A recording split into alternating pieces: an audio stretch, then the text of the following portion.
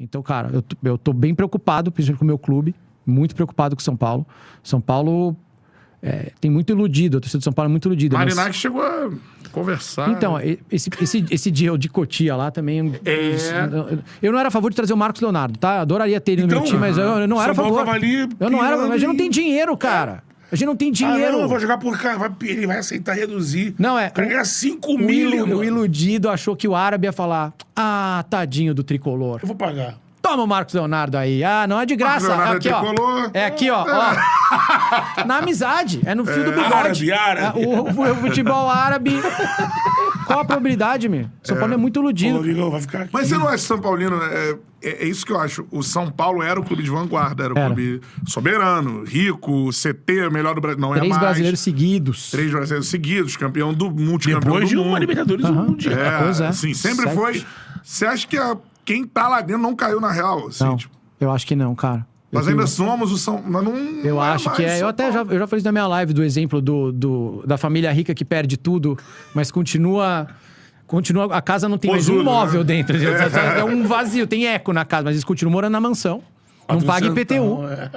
Continua tendo um puta carro, não paga IPVA, mas continua vivendo a vida. Então a gente vive a vida do gigante, a gente vive a vida da elite, mas a gente não tá. Tanto que se você pegar o Campeonato Brasileiro, para mim é o grande termômetro, né? Eu não ligo para Libertadores como termômetro. Para mim, mata-mata não conta. O brasileiro, para mim, é o termômetro da consistência, da organização. Você pega os últimos anos, Flamengo e Palmeiras estão sempre lá em cima, e o São Paulo era 13º, 11º, ameaça de rebaixamento. Aí pegou um sexto ano passado com o Zubeldia, que coitado, foi escorraçado do clube, mas pelo menos pegamos um sexto com ele ano passado. Né? Tinha um brigador ali. Pegamos sexto, mas foi o melhor resultado em muitos, acho que desde 20. Era tudo 13, 11... 9. Em 20 brigou com o Diniz ali pelo título, né? Isso a gente tá falando do único depois... O único tricampeão seguido da história do brasileiro. Nem o Palmeiras agora. Mas a gente tá sempre ali, a gente briga na metade da tabela. E pra mim é inaceitável, assim, ver o meu time nessa situação. A chegada no poder do São Paulo ainda é uma fechada no conselho. Fechadaça. Tem um vídeo, tá no 3 na área. Depois vocês assistem, pessoal do chat, que chama SPFC, muito C, pouco F. Quer dizer, muito clube, pouco futebol, né? Que eu peguei uma reunião do conselho e eu fiz uma edição e coloquei lá pra vocês verem como é uma reunião do conselho. Assistam, por favor. Tá no 3 na área, acho que ainda tá no 3 na área. SPFC, muito C, pouco F. Isso é um bom sinal de por que não abre, né? Fica entre eles ali. É muito assustador. Assista, depois você assiste, se não tiver nada hoje à noite, dá uma olhada. Fala, ver o vídeo lá do 3 na área, dá uma olhada. É que a gente conhece de perto o Vasco também, então... o Vasco da Gama, meu Deus, gente, um ameaçando outro no restaurante, né? Influenciador apanhando na saída do estádio, assim, é um negócio muito louco. A gente não chegou ainda nas vias de fato no tricolor, né? Mas de gestão é um problema. Dirigentes remunerados. O quê? Dirigentes remunerados. Eu sou a favor de ter, mas ali é muito conselheiro vitalício, e o problema é esse conselho vitalício... Não, o conselho que elege, né? Eles aprovam o orçamento. Foram eles que aprovaram o déficit operacional de 200 milhões de reais. Foram eles, entendeu? Cara, enfim... Uma SAF passaria com... Dificílimo. A pressão da torcida. Dificílimo. E eu não sei se precisa no São Paulo também. Assim como o Flamengo nunca vai precisar. Não sei se precisa. Não sei se o Corinthians precisa. Mas precisa, pelo menos, acertar a aritmética. Tem que entrar mais do que sair. Dinheiro, é só o básico. Os caras não cogitam gastar menos do que assim. Nosso orçamento pro futebol seria de 5. Mano, eu vou gastar 2 pra 3 pra dívida. Pô, eu não sei se o Capello falou que os caras vão planejar o orçamento do ano seguinte, aí eles têm que chutar. Fala assim, a gente vai chegar na semifinal da Copa do Brasil, 120 milhões. Aí chega, perde pro Pirapora do Oeste na terceira rodada, e você tá com um déficit de 120 já na tua conta. Que conta é humildade. Então fala assim, Libertadores, oitavas, vai, bota oitavas, entendeu? Bota oitavas, Copa do Brasil, bota oitavas. E vai assim, pô, porque senão eles chutam tudo semifinal. Não. E todos os clubes, né? Pausa de 5 segundos para pedir a sua ajuda ao nosso canal com o seu like e se inscrever se ainda não for um inscrito. Falar um pouquinho sobre as aprovações, né, que nós tivemos aí, pelo menos no Conselho Administrativo, desse plano de um fundo novamente administrado pela Galápagos, que já é parceiro do São Paulo no Fundo de Direitos Creditórios, né, que é o FDIC, Agora, ela que está meio que, digamos, consolidando ou organizando essa parceria que tem como potencial grande investidor o Evangelos Marinakis, o grego lá do Olympiacos, do Rio Ave, do Nottingham Forest, e que tem muita coisa aí que precisa ser explicada e, assim, né, pelo que eu li, e até postei meu Minuto 3 essa semana sobre isso,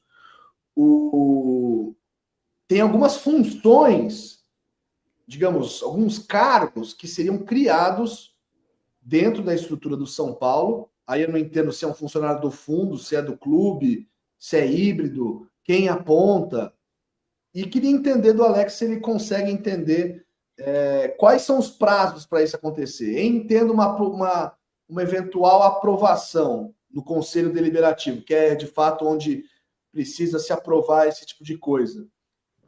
Quanto tempo para que o dinheiro pingue e os primeiros reforços, né, as primeiras ações desse fundo da base comece de fato a acontecer?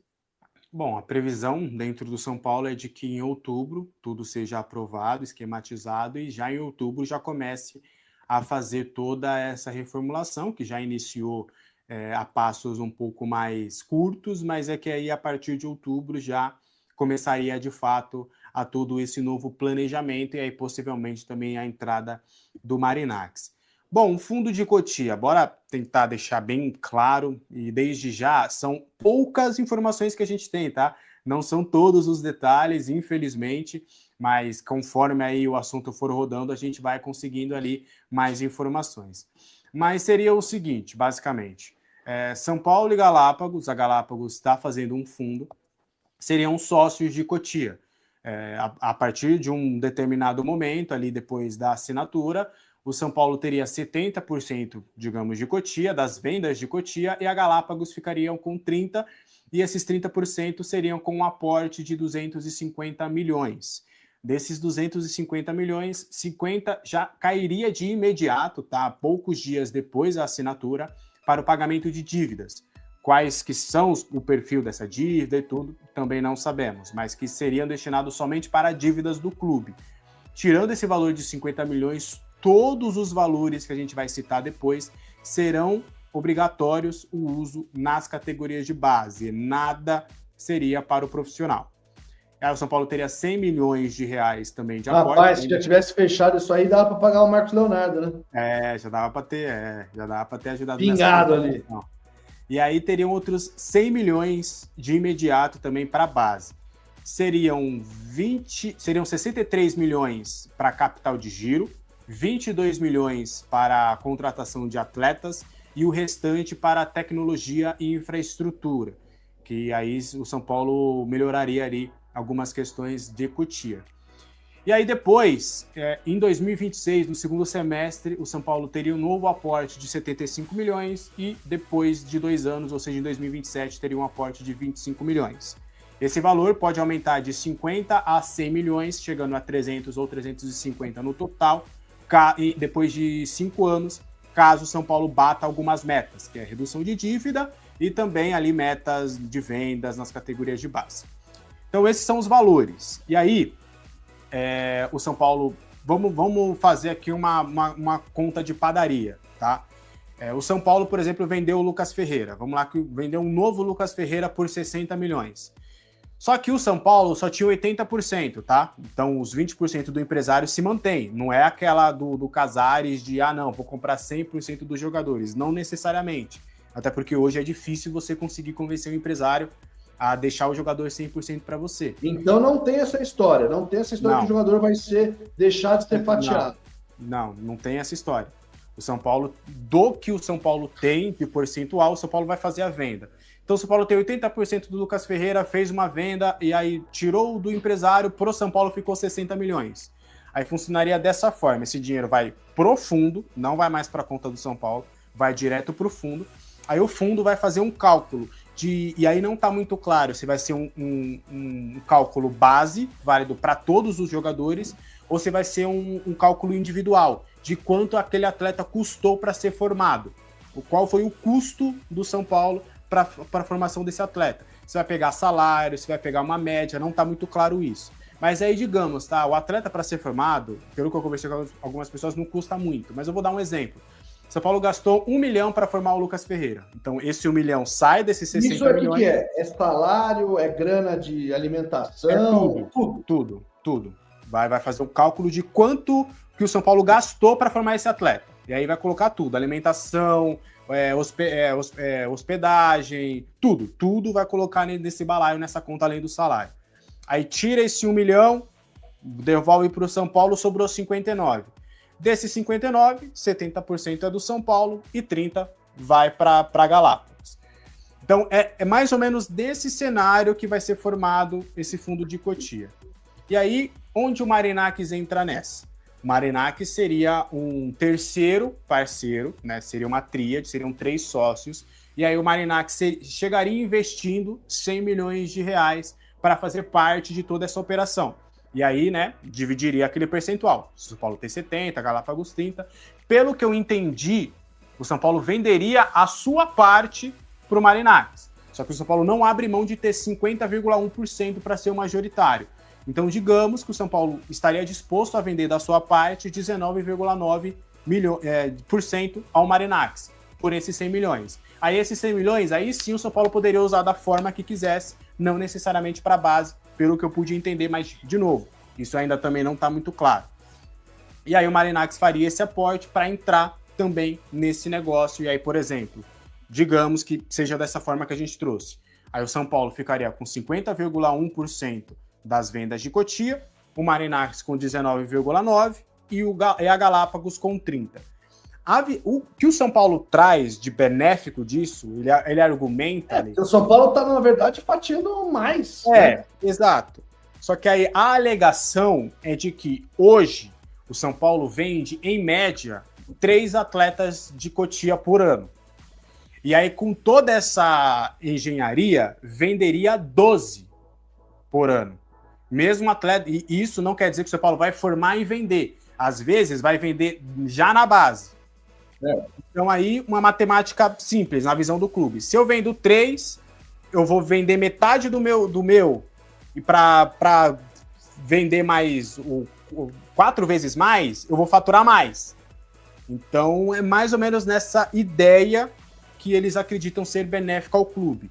Então, seria dessa forma, além do ganho esportivo, que aí você poderia investir para a contratação de atletas. Hoje, por exemplo, o São Paulo, na sua formação de atletas, contando todas as categorias, ele classifica que ele tem 25% dos atletas de Cotia são de nível A, que seriam ali jogadores realmente de nível de seleção brasileira, de Europa, que são jogadores que seriam realmente muito bons. E com toda essa engenharia, o São Paulo teria 75% dos jogadores de Cotia de nível A. Então, seria mais um argumento dessas pessoas que defendem o fundo de Cotia para que isso aconteça. Então, é mais ou menos dessa forma, repito, ainda não está claro. Eu, por exemplo, não tenho a informação da validade, porque ainda tem, por exemplo, vou trazer para vocês, o UOL trouxe que é 5 anos, o GE falou que não tem data de validade, porque ainda está muito na falácia, a gente ainda não teve, de fato, a clareza desse negócio. Mas o que a gente tem de informação, que a gente checou, confirmou, apurou, realmente vai funcionar dessa forma. E a gente vai ver os pormenores aí nessas situações aí para entender de fato se vai ser um bom negócio ou não, né, Ale? Eu não contrataria. Os números dele nos últimos anos não são nada animadores, né? E no São Paulo, ainda com o Crespo, ele caiu de rendimento e não jogou. Porém, é aquilo. Veio pro São Paulo, mano, eu vou torcer que nem um maluco pro Rigoni jogar muita bola e que nesse jogo da LDU, se ele já jogar, ele já meta um gol lá na estreia lá pra já ganhar aquela confiança e já vir assim desse tamanho lá pro São Paulo com a energia lá em cima. E você tem outros nomes, né? Além do Lucas, você vai ter o Henrique Carmo, você tem o Luca voltando à disposição, você tem o Ferreirinha pra jogar pelas pontas.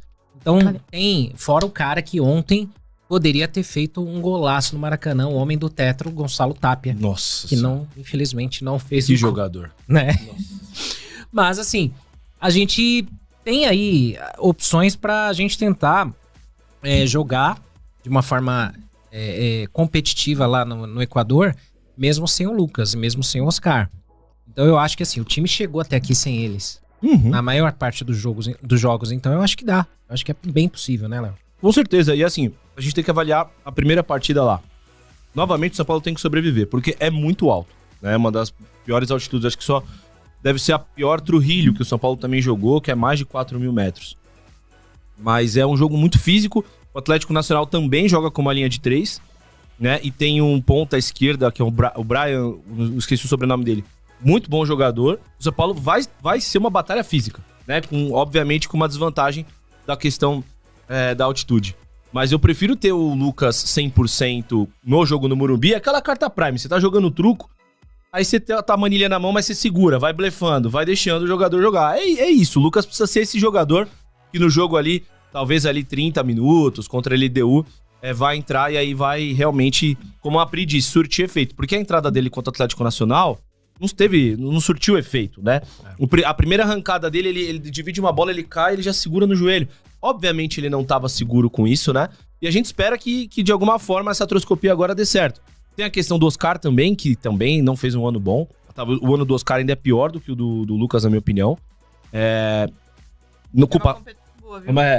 A culpa não é dele, óbvio, principalmente essa última lesão, que é uma fratura, uma fatalidade. Mas mostra que o São Paulo tá chegando sem esses jogadores considerados, né, elite. E aí é isso, a força do elenco tem que se fazer dessa maneira. A questão do Rigoni, eu falei no extra, teve 3 extras essa semana, né? Nos 3 eu falei a mesma coisa. Falei, cara, a única coisa que me alenta na chegada do Rigoni é que foi um pedido do Crespo. E eu não entendo mais de futebol do que Hernan Crespo. E tem um ponto que o Rigoni, ele é um jogador que, para uma linha de 3, jogando como segundo atacante, ele vai fazer uma função que o Luciano tá fazendo hoje, que muitas vezes ele sai de dentro pra fora pra abrir os corredores internos do jogo. E eu vi uma análise tática falando sobre o Rigoni, ele faz muito isso. Então eu acho que isso pode ajudar o São Paulo. Eu ainda não traria, porque você pode usar o Henrique, por exemplo, numa função dessa, que também tem essa característica. Mas é um pedido do Crespo, a gente tem que analisar. Então, assim, a única coisa que me alenta é o Crespo sabe o que tá fazendo. Então o Rigoni vai ser útil de alguma maneira. Não traria porque menos de 500 pau eu acho que ele não vem ganhar. Não tem essa informação. Mas aí é questão da folha salarial, enfim. De qualquer maneira, tá aí, contrato assinado. Espero que dê certo. Vou torcer para dar certo. Mas só uma coisa. Existem jogadores que têm o seu fã-clube, né? E às vezes eu não entendo o motivo. O Rigoni é o deles. Nada contra. Mas assim... É tipo o fã-clube do Cueva, assim. Fã-clube do Marlos. Eu era do fã-clube do Marlos. Vai ficar Cara, Gabriel Neves, enfim. Ah, eu sou desse fã-clube. Galopo. O textinho lá me pegou. O textinho me pegou. É o textinho ou o bigode? O textinho. É o textinho. O textinho foi muito bonitinho. Me pegou legal. Cara, mas é isso. Tem jogadores que tem um fã-clube imenso, né? Pessoal lembrando aqui, o Osmar, lembrando o Shailon, né? Nossa, juntos e Shailon Now. Nossa, verdade. Mas assim, é isso. A gente tem que ir com o que tem. Foi frustrante, foi. Mas, cara, vamos lá. A gente tá numa quarta de final de Libertadores. A gente tá ali brigando pelo G6, G4 do brasileiro, por que não? Né? Então, eu acho que o São Paulo tá numa campanha digna. É claro, não ganhando a Libertadores ou não chegando numa final, é o sonho de todo mundo, né? Vai ser frustrante, o ano vai ser dado como fracassado totalmente. Mas nesse momento eu acho que com o Crespo a gente tá conseguindo botar o time nos trilhos, tá conseguindo se acertar, né? E aí, só falando rapidamente também de um outro tema, porque vocês comentaram isso, é a parte da grana, né? Que é o que ferra o São Paulo de todas as formas, né? A gente tava falando com um camarada aqui que assiste o Arquibancada, que passou aqui agora há pouco. Quase ficou, hein? Quase ficou pra comer amendoim. Ficou perto, né?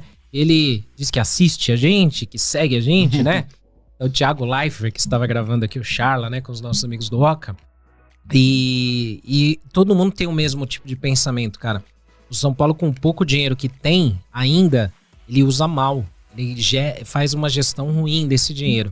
E é por causa dessa gestão que a gente não conseguiu competir com o Marcos Leonardo para ele vir, né? Não é porque, foi só porque vazou antes, foi só porque alguém atravessou, não. O São Paulo hoje não tem competência ou condições de oferecer um salário para brigar, né? E aí fica aqueles memes, né, Pri? vou comprar essa moto aqui, mas eu não tenho condição de Muito bom. pagar a parcela. Aí esse é o você melhor. decide se quer me cuidar ou não. Se você quiser me vender, você vende, mas eu não vou pagar. É tipo isso, né? É uma situação que o São Paulo se colocou muito ruim, né, Senna? E de fato, até a gente tava conversando agora ali com ele no off, né? E. Pô, cara, é tudo contexto, né? Aí saem essas notícias aí dos gastos. Mas como assim gastos, gente? Como assim? Não contrata ninguém, né? Tipo, contratou as pessoas, mas não gastou nada. É só folha salarial. Beleza, a folha salarial saiu de R$1 para R$1 milhão. R$1 para R$1 milhão? Entendi, beleza. Cara, Marcos Antônio, Wendel, entendi. Agora, os gastos do dia a dia, assim, aumentando, de administrativo, de Jogo. Morumbis, de jogo, tipo, como assim, cara? Eu realmente acho que a gente precisa... Esse comentário é muito bom.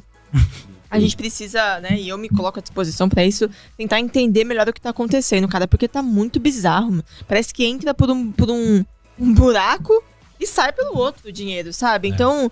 Isso preocupa a gente e coloca o São Paulo nessa situação de não conseguir disputar por nenhum jogador, né? Toda hora é só convencendo com alguma outra coisa.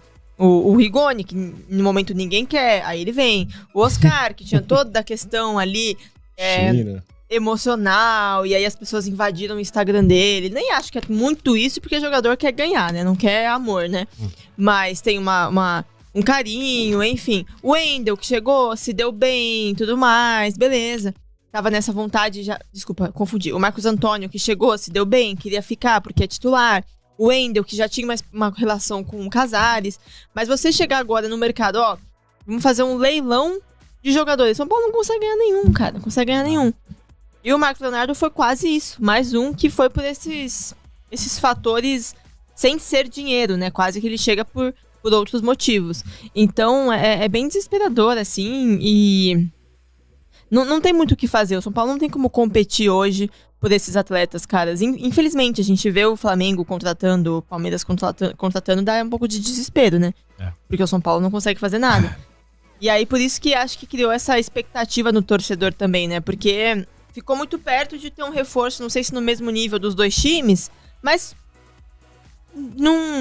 de acalentar o momento no mesmo nível, eu acho. Isso sim. Talvez a técnica, enfim, não seja igual.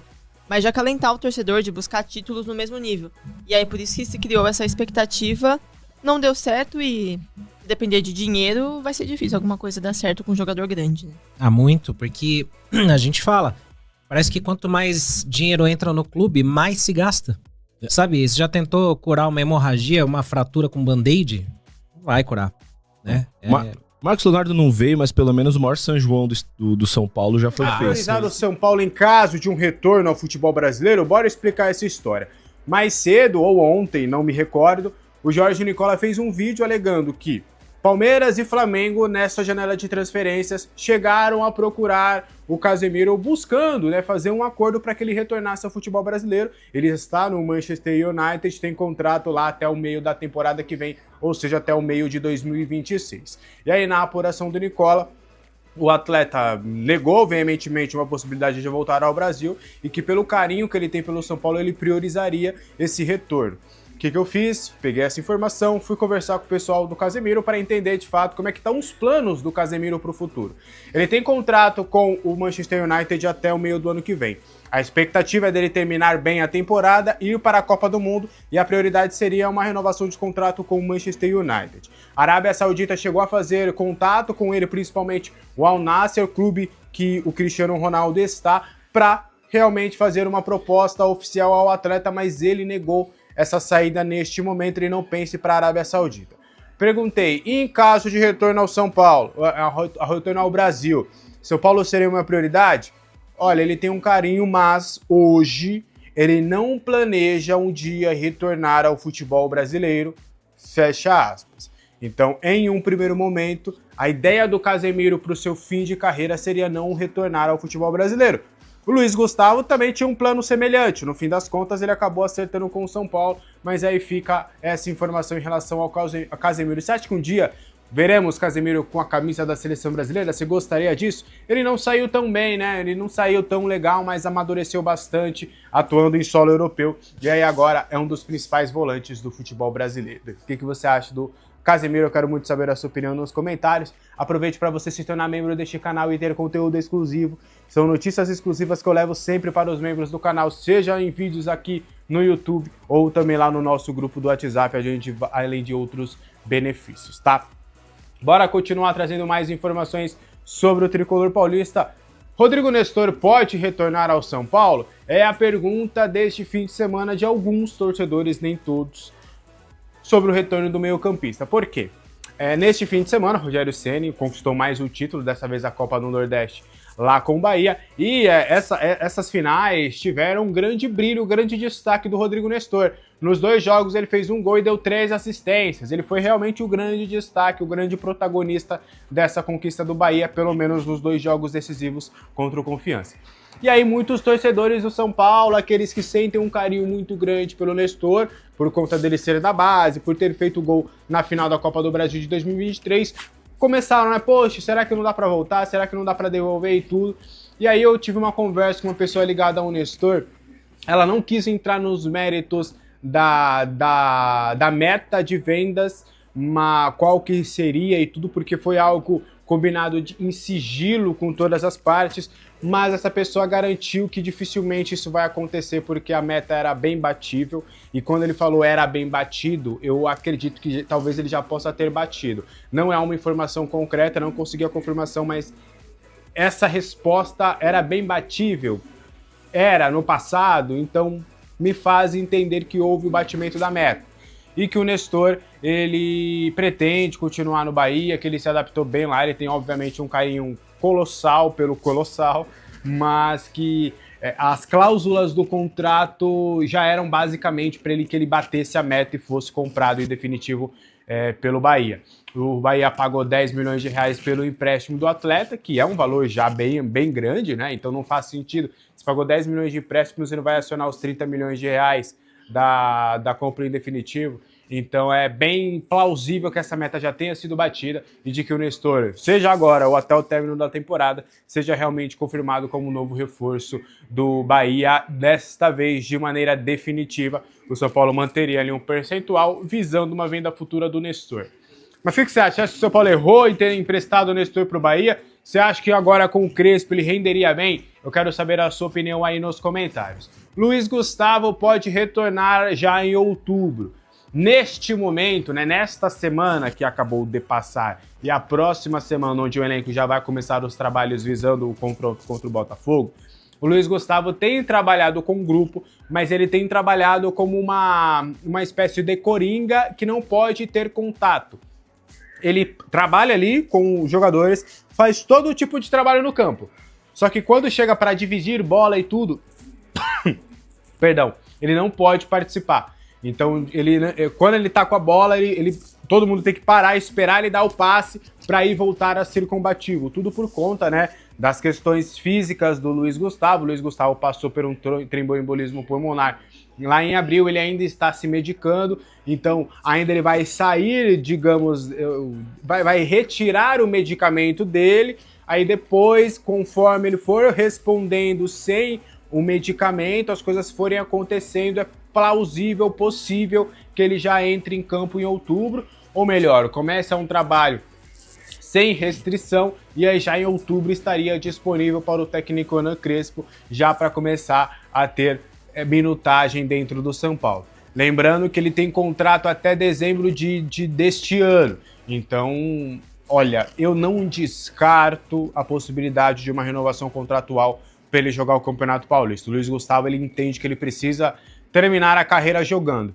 Se 2 meses serão suficientes para ele matar essa saudade e encerrar a carreira como era o planejado no início desse ano, não sei, mas o Luiz Gustavo ele quer terminar jogando, então talvez aí o São Paulo renove esse contrato aí por mais 4 meses, né, para ele jogar o Paulistão, quem sabe, e aí depois ele dá o segmento aí para sua carreira. E provavelmente, né, vai ser um cara que vai trabalhar no esporte, dentro dos bastidores do clube. Ele é uma liderança importante, mas o seu retorno ao São Paulo será somente em outubro. O Luiz Gustavo que perdeu grande parte da temporada por conta de contusões, né? Esse ano ele não conseguiu de fato ser importante dentro do plantel. O que você acha do Luiz Gustavo? Deixa aí nos comentários.